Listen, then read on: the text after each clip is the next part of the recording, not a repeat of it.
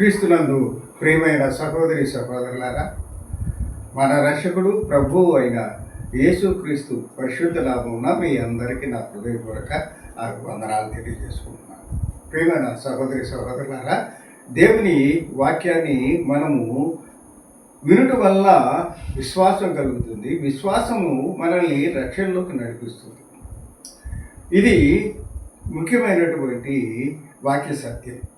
కనుక ఈ వాక్యాన్ని నేను బోధించిన, ఇంకొకళ్ళు బోధించిన, లోకమంతటా అనేక భాషల్లో అనేక మంది బోధించే ఉద్దేశం ఏంటంటే మిమ్మల్ని విశ్వాసంలోకి నడిపించడం. ఆ విశ్వాసము ద్వారా మీరు రక్షణ పొందటం.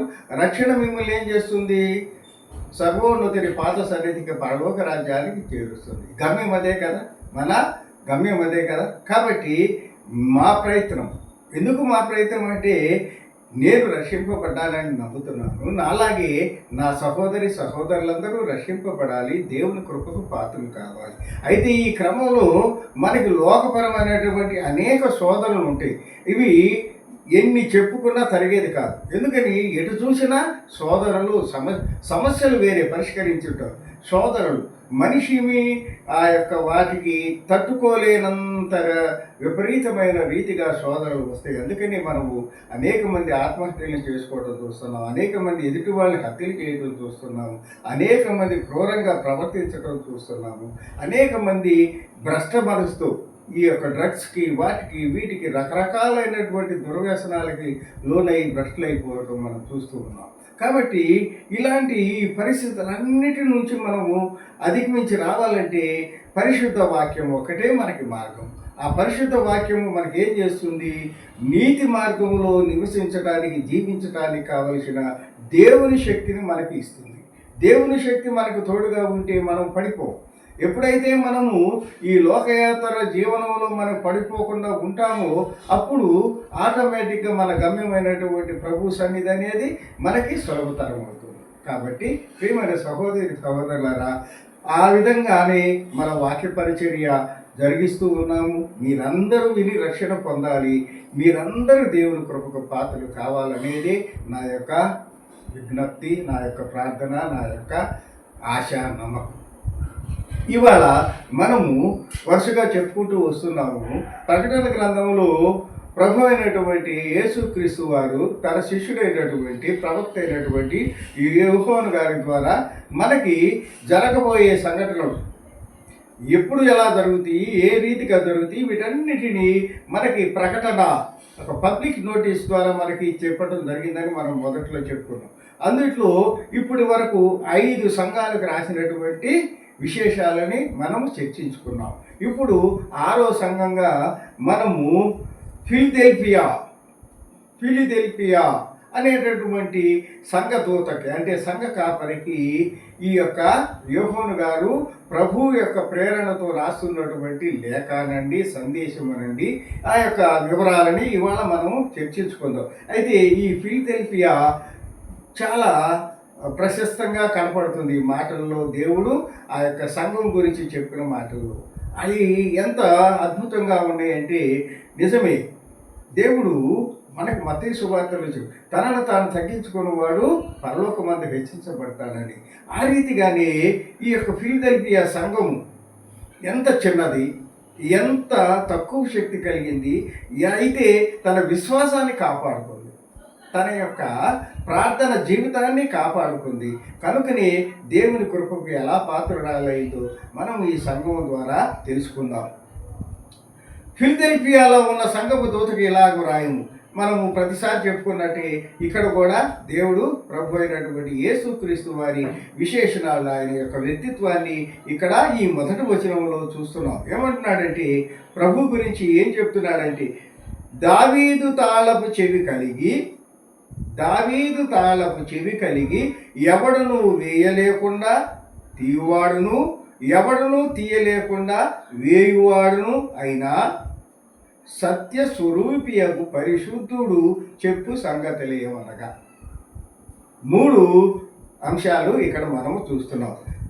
సత్యము కలిగినటువంటి వాడు, సత్య స్వరూపము కలిగినటువంటి వాడు, రెండోది పరిశుద్ధుడు, మూడోది ఒక తాళం చెవి ఉంది, దావీదు తాళం చెవి. దావీదు తాళం చెవి అంటే అర్థం ఏంటంటే, మనం యెషయా గ్రంథంలోనూ ఇంకా మిగతా చోట్ల పాత నిబంధనలు పరిశీలించినప్పుడు దావీదును ప్రభువారు దీవించి ఆయనకి ఈ యొక్క దాన్ని ఏమంటామంటే సమన్వయకర్త లేదా గృహ నిర్వాహకుడు అనే బాధ్యతలు ఇచ్చారు. అలా ఇచ్చినప్పుడు మనం యేసోపు గారిని చూస్తాం. ఆయన ఈ యొక్క ఈజిప్టుకు పట్టుకొని పోయిన తర్వాత ఆయన ప్రవర్తన, ఆయన నీతిని గమనించి దేవుని కృపకు పాత్రలు ఏ విధంగా ఆ పట్టణానికి, ఆ యొక్క యజమాని ఇంటికి ఎలా గృహ నిర్వాహకుడుగా అవుతాడో, అలాగే ఇక్కడ కూడా దావీదు గారు ప్రభు కృపకు పాత్రుడై ఆయన ఈ యొక్క పరలోకానికి సంబంధించినటువంటి వివిధ వాటికి సంబంధించినటువంటి తాళపు చెవి ఆయన ఆధీనంలో ఉంది. అలాంటి ఆయన ఆధీనంలో తాళపు చెవి ఉందంటే ప్రభు దగ్గర ఉన్నట్టే కదా. అదే చెబుతున్నాడు, దావీదు తాళపు చెవి ఆయన దగ్గర ఉంది, కానీ అది నేను తీసుకోగలను. తీసుకొని ఏం చేస్తాడు? ఎవడనూ వేయలేకుండా ఒకసారి ప్రభువు తాళము వేశాడంటే ఇక తీసేవాడు లేడు, తీస్తే వేసేవాడు లేడు, వేయువాడను లేడు, తీయువాడను లేడు.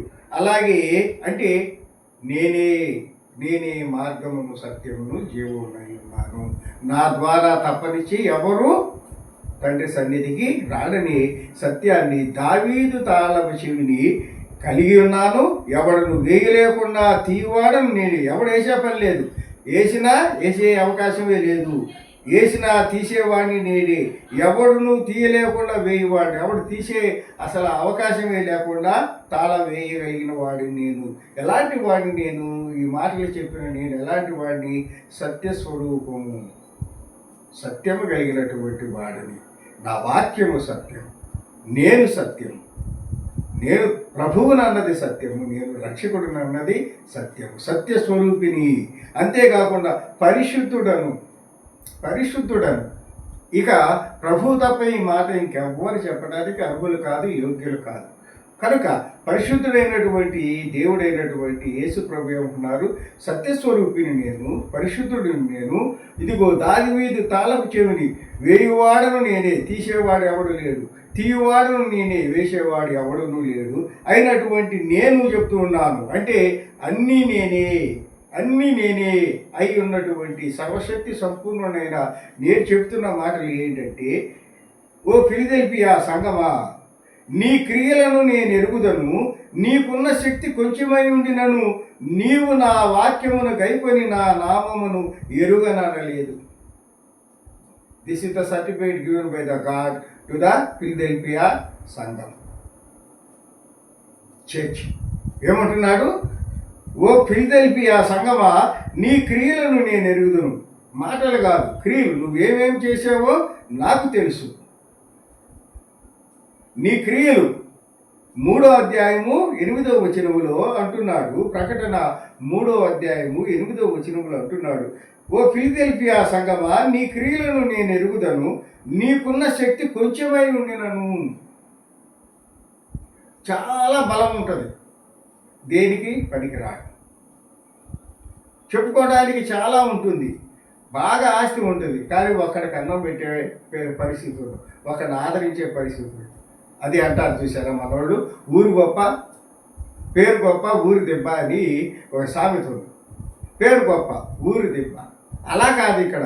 ఈ ఫిలదెల్ఫియా సంఘం ఎలా ఉందంటే, నీకున్న శక్తి చాలా కొంచెమైనప్పటికీ నీవు నా వాక్యమును గైకొని నా నామము ఎరుగనడలేదు. ప్రైతలా విశ్వాసం. నువ్వు చాలా పేదవాడివి, నువ్వు చాలా ఒక రకమైనటువంటి పేదరికంలో ఉన్నావు, కడు దీనస్థితిలో ఉన్నావు. నీ పక్కన ఉన్నటువంటి సమాజము నిన్ను పట్టించుకునే పరిస్థితుల్లో లేదు. ఎందుకని? వాళ్ళందరూ అన్యులు, దేవుని ఎరుగునటువంటి వారు. అలాంటి సమూహంలో ఉండి కూడా నీ క్రియలు, దేవుని ఎడల, నా ఎడల నీకున్నటువంటి విశ్వాసము, నీ జీవన విధానము, క్రియలంటే మనం చేసే పనులండి.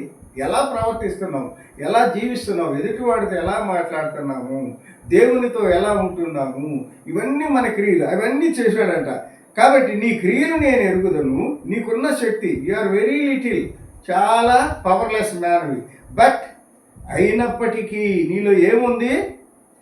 నా వాక్యమును గైకొని నా నామమును ఎరుగనడలేదు. నా మాటను, నా యొక్క పరిశుద్ధ గ్రంథములోని మాటలను తీసుకున్నావు, వాటి అడుగుజాడలోనే నడిచావు. రెండోది ఏంటి? నా నామం. యేసే నా రక్షకుడు, యేసే నా తండ్రి, యేసే నా ప్రభువు అనేటటువంటి ఆ విశ్వాసాన్ని, ఆ నామాన్ని, ఆ యొక్క నమ్మికను నువ్వు విడిచిపెట్టలేదు, ఎరుగననలేదు. ఇదిగో సో నీ గురించి నాకు చాలా క్లియర్గా తెలిసిపోయింది. ఫిలదెల్ఫియా సంఘమా, మీ సంఘం ఎంతో చిన్నదైనప్పటికీ అనేక పెద్ద ఈ యొక్క అదృశ్య శక్తులు మిమ్మల్ని ఇబ్బంది పెడుతున్నప్పటికీ విశ్వాసముతో మీ శక్తి కొంచెమైనా కూడా మీరు జారిపోకుండా, తొట్టిల్లకుండా మీ విశ్వాసాన్ని కాపాడుకున్నారని సర్టిఫికెట్ ఇచ్చేసి వెంటనే ఏమన్నాడో తెలుసా? ప్రభు ఏమంటున్నాడు? అదే నువ్వు నేను మనందరము క్రైస్తవులుగా ఎందుకు మనం రక్షింపబడతాము, ఎందుకు మనందరికీ పాపక్షమాపణ ఉందంటే ఇదిగో ఇంత ప్రేమ కలిగిన తండ్రి మనకున్నాడు, ఇంత ప్రేమ కలిగిన దేవుడండి, క్షమించే దేవుడండి, రక్తాన్ని నీ కోసం నా కోసం చిందించినటువంటి తండ్రి అండి, దేవుడండి. శిలువుపై కూడా ప్రభువా వీరేం చేస్తున్నారు, తండ్రి వీరేం చేస్తున్నారు, వీరికి తెలియదని అంత క్షమించగలిగిన ప్రేమ కలిగిన తండ్రి ఇక్కడ చూడండి, వారి చిన్న గుంపు, ఆ చిన్న మంద, ఆ చిన్న సమూహం విశ్వాసాన్ని గుర్తించి ఏమనట్లేదు. ఇదిగో తలుపుని ఎదుట తీసి ఉంచినాను. మై డియర్ సన్, ఓ ఫిలదెల్ఫియా విశ్వాసుల సమూహమా, రండి, మీరందరూ రండి, ఇదిగో తలుపు తీసి ఉంచాను. అందాకే చెప్పాడు, తలుపు వేయవాడను నేనే, తీయవాడనని. దావీదు తాళపు చెవి నా దగ్గర ఉందని చెప్తున్నాడు. అందుకని ఏమంటున్నాడు? ఇదిగో తలుపు నీ ఎదుటే. ఆ ఫిలదెల్ఫియా సంఘ విశ్వాసులారా, ఇదిగో మీకోసం నేను తాళం తీసి ఉంచాను, దానిని ఎవడను వేయనేరడు. No one is able to close it. ఎవడు దాన్ని వేయగలిగినటువంటి వాడు లేడు. Because I'm the God. నేనే తండ్రిని, నేనే దేవుడను, నేనే రక్షకుడును. సో ఆ తాళపు చెవి నా దగ్గర ఉంది. Because I love you. నేను నిన్ను ప్రేమించడం వల్ల ఐ ఓపెన్ దిస్ డోర్. ఈ తలుపు నేను తీసి ఉంచాను. ఈ తీసిన తలుపుని ఎవడు వేయలేరు. మీరందరూ దీంట్లో ప్రవేశించిన దాకా ఎవరు వేయలేరు. ఎక్కడికి మీకు ప్రవేశం అంటున్నాడు చూడండి. యూదులు కాకయే తాము యూదులమని అబద్ధమాడు సాతాను సమాజపు వారిని రప్పించదను. చూడండి వాళ్ళకి ఎంత ఆపరం అంటే, విశ్వాసం అనేది ఎంత గొప్ప కార్యాలు చేస్తుంది. దావీదు కుమారుడా నన్ను కాపాడు అంటే నువ్వు నా నుంచి ఏం కోరుకుంటున్నావు అంటే, ఎక్కడో కూర్చుని అరిచినటువంటి వాడు, ఎక్కడో చెట్టెక్కి ఉన్నటువంటి చక్రయ్య నేడు నీ ఇంటికి రక్షణ. అంత ప్రేమ కలిగినటువంటి దేవుడండి. కాబట్టి ఇప్పుడు ఈ ఫిలదెల్ఫియా విశ్వాసులకు ఒక గొప్ప కానుక ఇవ్వబోతున్నాడు. ఎవరి మీద ఇవ్వబోతున్నాడు? సాతాను జనం మీద ఇవ్వబోతున్నాడు.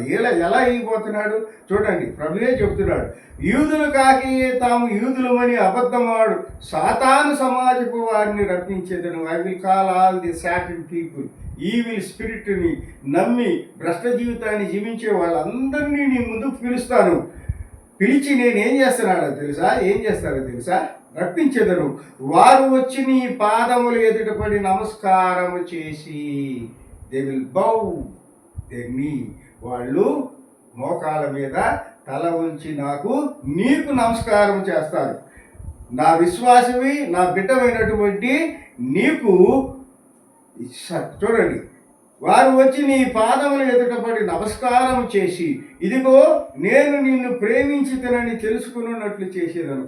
అలా ఎలా సాధ్యము? అంత శక్తివంతమైనటువంటి వాళ్ళు, అంత సాతాను ప్రేరితమైనటువంటి దుష్టశక్తి కలిగినటువంటి వాళ్ళు వచ్చి ఏమీ శక్తి లేనటువంటి ఒక చిన్న విశ్వాసుల సమూహం దగ్గరికి వచ్చి మీరు గొప్పవాళ్ళు అని వాళ్ళు నమస్కారం చేసే అంత పరిస్థితి మామూలుగా సాధ్యమైందా? దేవుని కృప లేకుండా, దేవుని శక్తి లేకుండా. అదే చెప్తున్నాడు, నిన్ను నేను వారి ముందు ఘనపరుస్తాను. ఎందుకని? నిన్ను నీవు తగ్గించుకొని విశ్వాసముతో నా కొరకు ప్రయాసపడ్డావు కాబట్టి వారిని తీసుకొచ్చి నీ ముందు సాగిలపడి నమస్కారం చేసేటట్లుగా చేస్తాను అని చెప్తున్నాడు. నమస్కారం చేసి, ఇదిగో నేను నిన్ను ప్రేమించేదిని. ఎందుకు ఒక చిన్న సమూహము, దేనికి పనికిరాని ఒక చిన్న విశ్వాసుల సమూహం అని వాళ్ళకి మేము ఎందుకు ఇలా నమస్కారం చేయవలసి వచ్చిందంటే వాళ్ళకి అప్పుడు అర్థమవుతుంది. ఏమర్థం అవుతుంది? యేసు ప్రభువు ఇదిగో ఈ ఫిలదెల్ఫియా సంఘములోని ప్రతి విశ్వాసిని ప్రేమించి దీవించాడు. కనుకని మనం ఇంత గొప్పవాళ్ళం అని చెప్పుకునే లోకరీతిగా చాలా గొప్పవాళ్ళం అనుకుని అవిశ్వాసులమి, అల్పులమి, సాతాను సంబంధితులమైన మనల్ని ఆయన ముందు, వాళ్ళ కాళ్ళ ముందు నమస్కారం పెట్టే స్థితికి తీసుకొచ్చాడు. వీళ్ళ వెనక ఎవరున్నారు? దేవుని శక్తి ఉంది, దేవుని కృప వీళ్ళ మీద ఉందని వాళ్ళందరూ తెలుసుకునేటట్లుగా చేస్తాను అని అంటున్నాడు. కనుక ప్రియమైన వాళ్ళారా గమనించండి, దేవుని నమ్ముకున్న వాడికి తాత్కాలికంగా అవమానాలు జరగవచ్చు, తాత్కాలికంగా ఇబ్బందులు, కష్టాలు, శ్రమలు రావచ్చు. అసలు శ్రమలు ఏమి రాందే మనకి ప్రభు యొక్క కృపను పొందడానికి కూడా మనకి అది అంత ఇది కాదు. ఎందుకని? శోధనలు జయిస్తేనే కదా విజయగర్వము. ఆ శోధనలు జయించాడు. నా ప్రభువుని బట్టి నేను ఈ పాపం నుంచి, ఈ శోధన నుంచి, ఈ భయంకరమైన స్థితి నుంచి నేను బయటపడ్డానని నువ్వు సంతోషంగా, గర్వంగా నీ తండ్రి ముందు నిలబడి, ప్రభువా నీ కృపను బట్టి నేను వీటన్నిటిని జయించి నీ దగ్గరికి వచ్చాను అని చెప్పుకోవటానికి మనకు ఉండాలి కదా. కాబట్టి దేవుని కృపను మనం ఎలా పొందాలంటే, దేవుడు మనకి ఇచ్చిన ఈ జీవితంలో ఈ ఎదురయ్యే సమస్యల్ని, శోధనల్ని, భయంకరమైన శోధనలు వస్తాయండి. ఏది తక్కువ కాదు.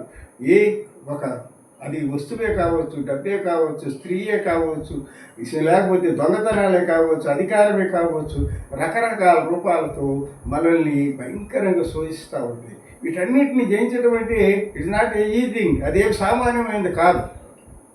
ఓన్లీ దేవుని కృప ఉంటే మాత్రమే మనం వీటన్నిటిని జయించగలం. కాబట్టి ఇక్కడ ఏమంటున్నాడంటే, అలా జయించి, శోధనలు జయిస్తే ఇదిగో ఇలాంటి సాతానుకు సంబంధించినటువంటి వాళ్ళు, అన్యులైనటువంటి వాళ్ళు, అల్పులైనటువంటి వాళ్ళని పెద్ద పెద్ద వాళ్ళు కూడా వచ్చి సాగిలపడి నమస్కారం చేసి వాళ్ళు ఏం గ్రహిస్తారు? వీరు నిన్నటిదాకా మనం దేనికి పనికిరారు, వీళ్ళేదో పిచ్చోళ్ళు, ఏదో ప్రార్థన చేసుకొని బతికేవాళ్ళు అనుకున్నా, వీళ్ళు మామూలు వాళ్ళు కాదు, వీరు దేవుని బిడ్డలు, దేవుని చేత దీవించబడినటువంటి వాళ్ళు అని గుర్తించి మనల్ని చూసి ఆశ్చర్యపడేటట్టుగా చేస్తాను అని ప్రభు సెలవిస్తూ ఉన్నాడు. తర్వాత ఇంకేమంటున్నాడంటే 10వ వచనం చూస్తే, నీవు ఓర్పు విషయమైన వాక్యం గైకొంటివి గనుక భూనివాసులను శోధించుటకు లోకమంతటి మీదకి రాబో శోధన కాలములో నేను నిన్ను కాపాడేదను. దేవుడికి స్తుతులు, స్తుతులు, స్తుతులు. ఎంత మంచి వాగ్దానం, ఎంత గొప్ప దీవెన ఆ విశ్వాసులకు. అదే విశ్వాసం. అల్ప విశ్వాసులారా, ఎప్పుడంటున్నాడు పేతురు గారు ఆ నదిలో అటు ఇటు ప్రభువా నేను మునిగిపోతున్నానంటే, అల్ప విశ్వాసులారా. ఈ విశ్వాసముతో ఈ కొండపోయి అక్కడ ఉండాలంటే ఉంటుంది కదా. ఇంకెంతకాలము నన్ను శోధిస్తారు అని చెప్పేశారు. విశ్వాసము అయితే అంటున్నాడు. ఆయన విశ్వాసాన్ని, ఫిలదెల్ఫియా విశ్వాసులకున్న ఆ యొక్క విశ్వాసాన్ని గుర్తించి గౌరవించి ఏమంటున్నాడు? ఇదిగో నీవు నా ఓర్పు విషయమైన వాక్యములు గైకొంటివి గనక నీవు నా మాట నిన్న ఓర్పుతో అన్ని సహించావు. ఎందుకని? క్రైస్తవుడిగా బ్రతకాలంటే కావాల్సింది ఓర్పు, సహనం. ఎందుకని?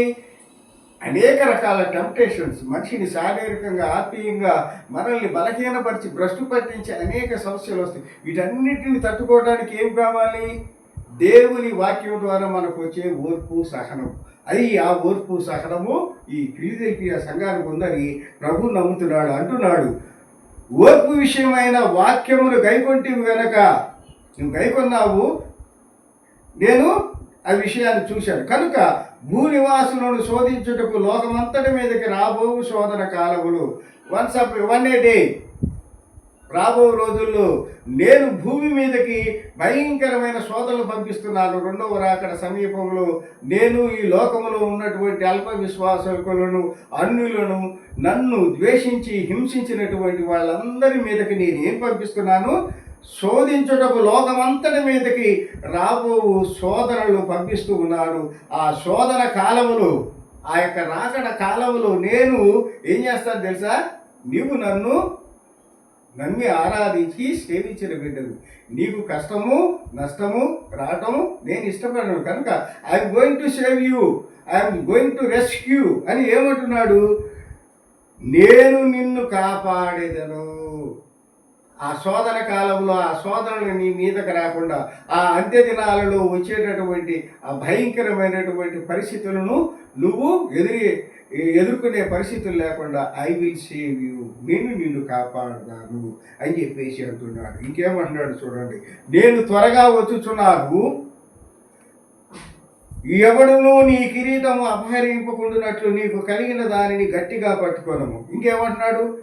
దీనికి ఇచ్చేశాడు దేవుడు ఆయనకి, ఆ ఫిలదెల్ఫియా సంఘ విశ్వాసులకి కానుక ఇచ్చేశాడు, వరం ఇచ్చేశాడు, నిన్ను శోధనలోకి గురి కాకుండా చూసుకుంటానని ఇచ్చాడు. ఇప్పుడు ఇంకేం చెప్తున్నాడు?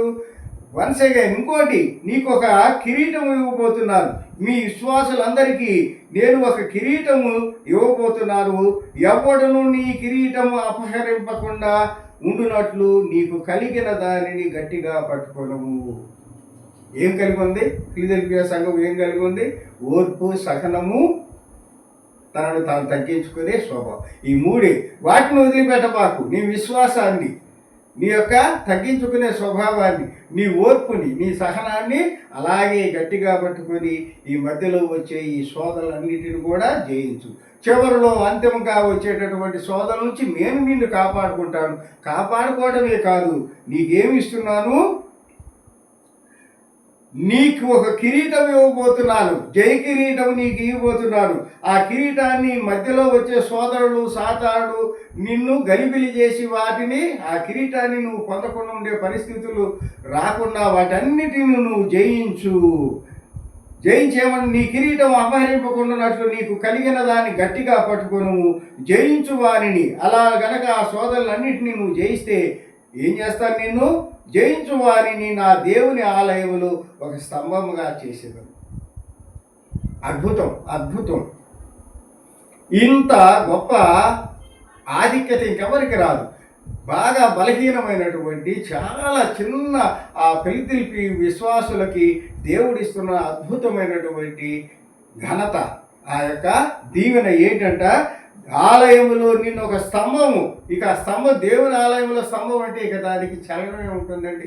తరతరాలు, యుగ యుగాలు ఆ దేవుని సన్నిధులు, ఆ మందిరములు, ఆ ప్రభువు ముఖాన్ని ప్రత్యక్షంగా చూస్తూ ఆయన సన్నిధిలో ఆ తరతరాలు ఉండేటటువంటి ఒక దీప స్తంభంలాగా నిన్ను చేస్తానంటున్నాడు.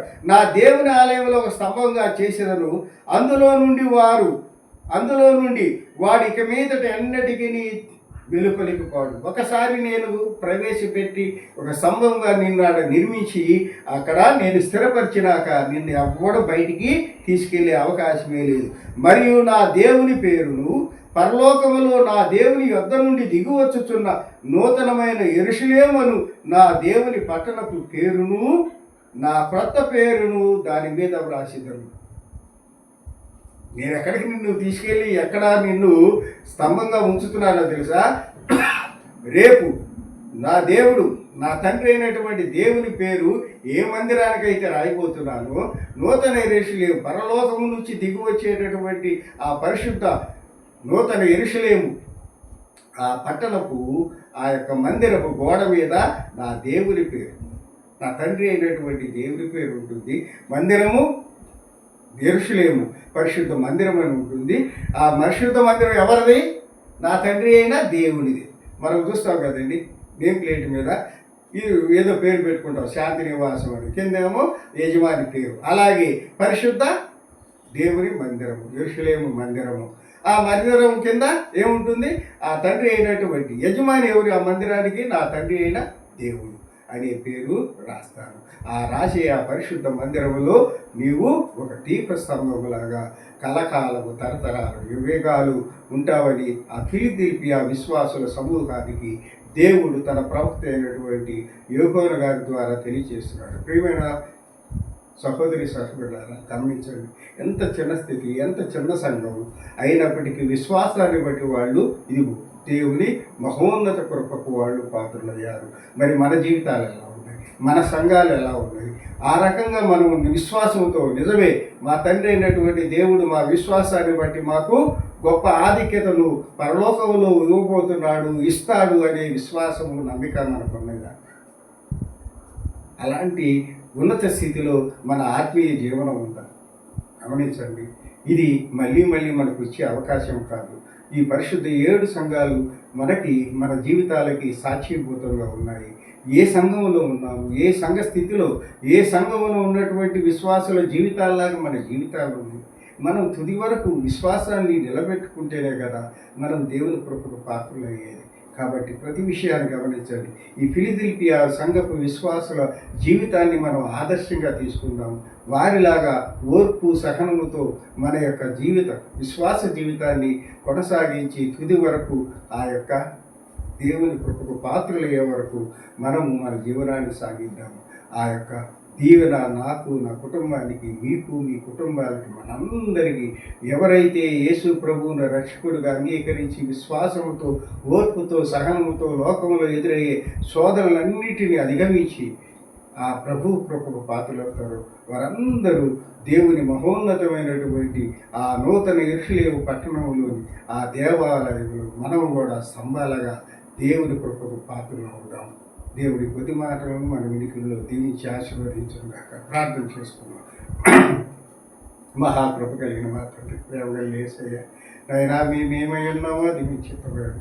ఆయన ఫిలదెల్ఫియా సంఘం, ఆయన విశ్వాసుల జీవితమునైనా మాకు నాయన ఆదర్శంగా ఉన్నట్లుగా కృప చూపండి. మేము కూడా నాయన దాని తప్పక తొట్టిల్లక నాయన ఈ సోదరులకి వీటికి పడిపోయి భ్రష్టులపై నాయన లోకరీతి జీవితాన్ని జీవించి నాయన సాతానుకు దాసులుగా మారి భ్రష్టులపై నాయన నరకాగ్నికి పాత్రలు కాకుండా మీ కృపలో మమ్మల్ని భద్రపరచండి.